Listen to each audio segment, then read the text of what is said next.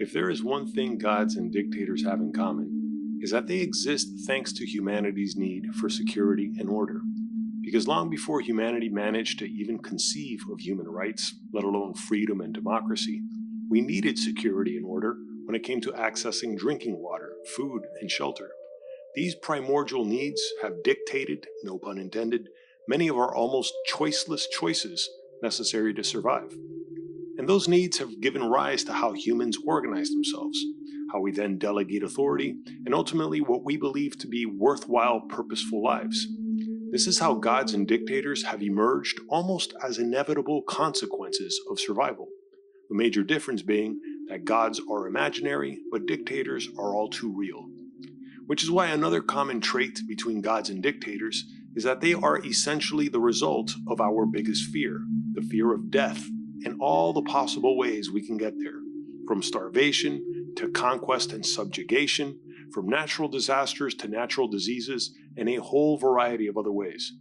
And men have created gods, and thousands of them, to function as imaginary superheroes that we collectively believe will either deliver us from or to our worst fears. Dictators might protect their societies from those fears during the honeymoon phase of their authoritarian bargain, but all too many dictators have delivered on our fears in the forms of mass starvation, avoidable wars, genocides, and slavery. Dictatorships may not be able to create natural disasters at will, such as hurricanes or earthquakes, but dictatorships can function like destructive forces of nature. And dictatorships may not produce purely natural diseases, but they can and have produced biochemical weapons and nerve gases and can be responsible for pandemics as well. It's important to understand this not for shock value, but for solutions. The utter disasters that are dictatorships can be avoided. Sometimes they can even be overthrown. And societies do not need to reach breaking points of critical mass to finally muster the courage or desperation to depose their state police or militaries.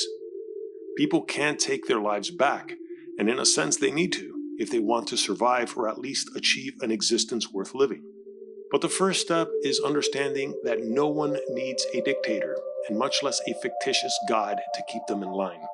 However, since we are all social creatures that are inextricably dependent upon one another, we mostly find ourselves trapped, not simply by our societies, but by our very physiological needs.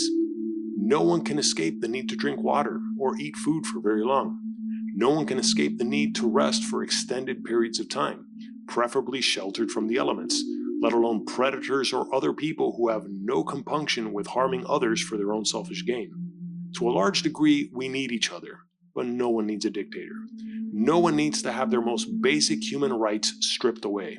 And incredibly simple rights too, like the right to read a book, to listen to music no less, the right to travel, the right to love someone. But in well over 40% of the world's nations, there are dictatorships that deprive people of these very basic rights. Dictatorships that will decide how people even live their private lives, that will decide whether women can show their face in public or not, and what destiny people can carve out for themselves. This is absolutely unnecessary and should be considered intolerable by anyone with a shred of dignity. But fear can be wielded like a powerful tool, and not just the fear of death, but the instinctive, almost uncontrollable fear of being physically hurt and permanently injured or disabled, and especially the fear of having your loved ones killed. And all too many dictators either know this about human nature or they stumble upon it unwittingly and then figure out for themselves how to perfect the patterns of control. So much so that they become cults of personalities in their societies, and in some cases, actual gods on earth in the eyes and minds of their captive audience.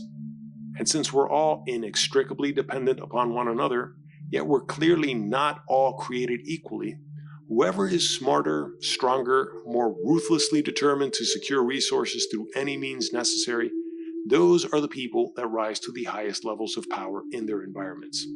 And for those few people who are not only psychopathic, but sadistic and megalomaniacal, absolute power over others is very possible, since the majority of people would rather be told what to do than to fight back, since they instinctively want to survive for the most part.